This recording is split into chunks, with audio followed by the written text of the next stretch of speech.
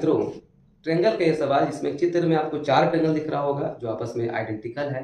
Identical का मतलब आप ये कह सकते हैं कि चारों के चारों त्रिभुज आपस में कॉन्ग्रुएंट है। इसमें किसी भी एक त्रिभुज का आपको क्षेत्रफल निकालना है। तो दिए गए चित्र पे अगर हम लोग विचार करें तो देखिए, चित्र में अगर इस वाले हिस्से का मान अगर 3 इकाई दिया हुआ है तो बताइए इस वाले हिस्से का मान भी तो हमारा 3 इकाई ही हो जाएगा।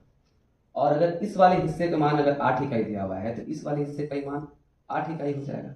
और अगर हम लोग इस वाले हिस्से के वैल्यू को x मान लें तो हमारा ये वाला हिस्सा कितना हो जाएगा भाई, x हो जाएगा।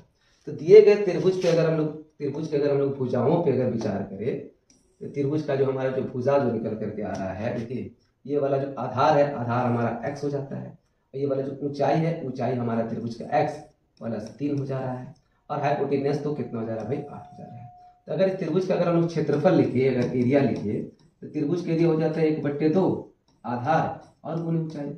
यानी अब हमको सॉल्व करके इसका मान क्या करना है, पता लगाना है कि इसका मान कितना है।